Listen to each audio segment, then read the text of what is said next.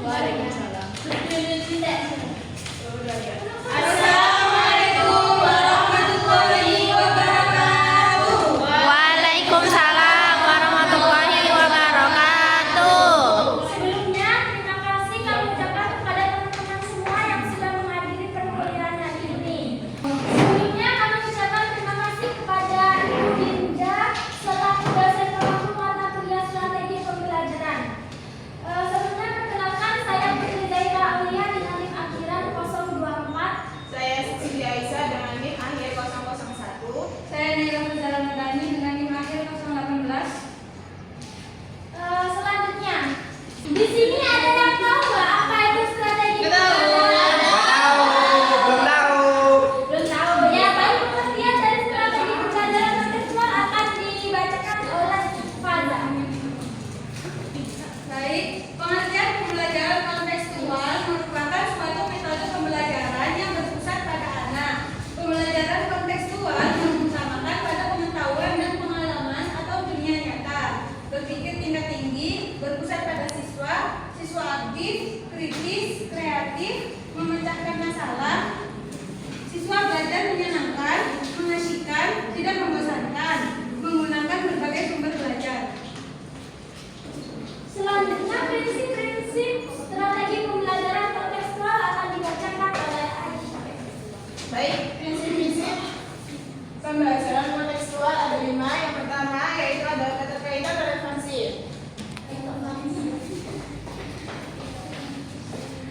Keterkaitan dan relevansi yaitu pembelajaran bersentuhan dengan pengetahuan, minat, dan lingkungan serta bermanfaat dalam kehidupan nyata dan dunia kerja. Maksudnya yaitu anak-anak bisa diajarkan mengenai tumbuhan, binatang, dan fenomena alam melalui kegiatan sederhana seperti mengajak berkebun dan memelihara tanaman dan memelihara tanaman. Maaf dulu. Terus maksudnya dari dan dunia kerja itu anak-anak itu bisa diajak berbagai profesi melalui pemeriksaan simulasi seperti apa? Bermain peran menjadi dokter, petani, dengan menggunakan alat di sana. Yang kedua adalah pengalaman langsung atau eksperiensi. Yaitu pembelajaran yang efektif harus memberikan pengalaman langsung kepada siswa melalui eksplorasi, penemuan dan penelitian. Maksudnya itu kita sebagai guru kita harus mengajak menanam tanaman secara langsung sehingga anak bisa mengetahui cara merawatnya, terus pengalaman langsungnya, pengalaman proses percobaannya itu. Nih, bangga.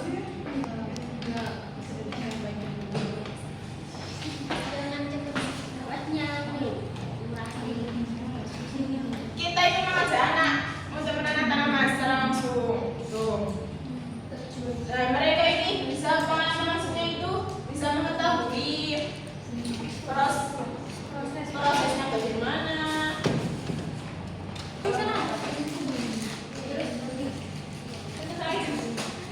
Yang ketiga yaitu aplikasi atau API. Menerapkan konsep yang dipelajari dalam situasi lain adalah bagian dari pembelajaran tingkat tinggi, bukan sekedar menghafal. Kemampuan ini membantu siswa menangkap manfaat ilmu dalam dunia kerja dan merencanakan karir. Seperti kita itu mengajak anak itu bermain toko-tokoan, nah anak yang bisa menggunakan konsep berhitung dan berbagi uang dalam permainan toko-tokoan. Berperan sebagai penjual dan pembeli. Dan yang ketiga yaitu kerjasama atau kooperatif. Kerjasama dalam pembelajaran kontekstual membantu siswa memahami materi dan menghadapi dunia nyata. Dalam kerja, kan siswa bekerja dalam tim kecil dengan tugas masing-masing.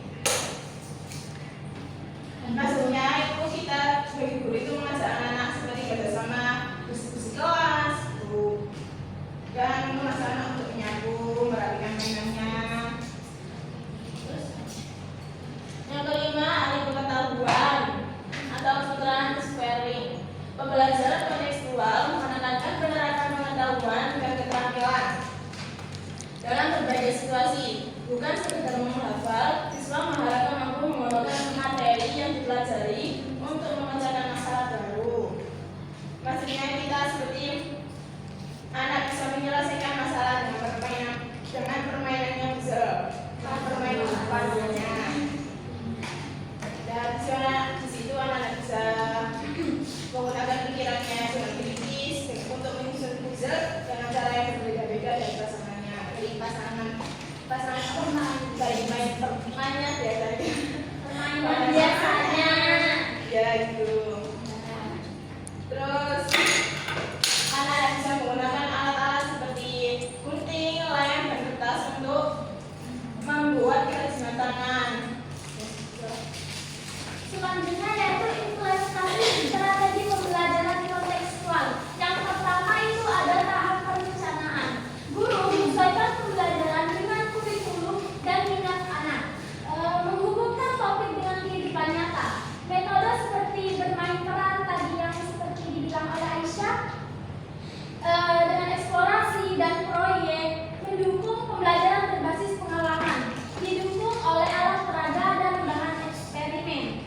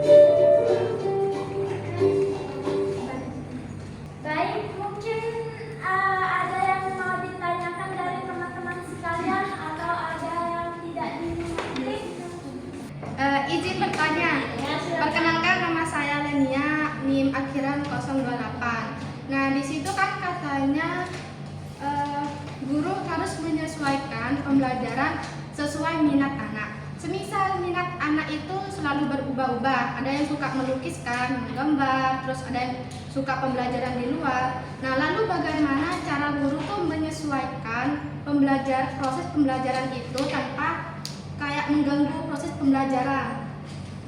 Hah? Gitu. Kalau minat belajarnya itu kan berbeda-beda kan tiap anak. Nah, gitu. Yo. Bagaimana cara memastikan efektivitas pembelajaran tersebut bisa berjalan dengan baik?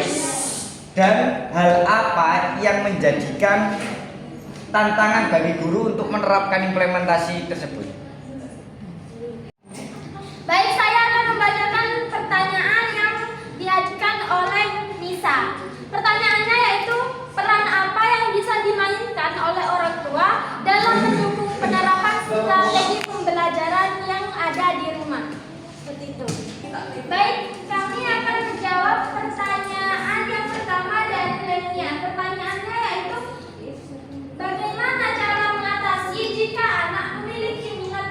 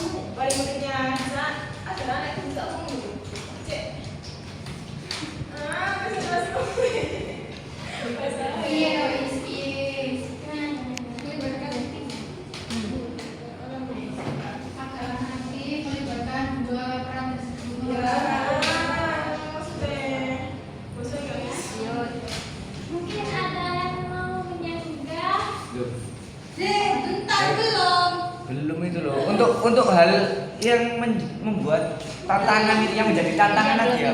Belum dijawab. Lah itu mau disudahi nih.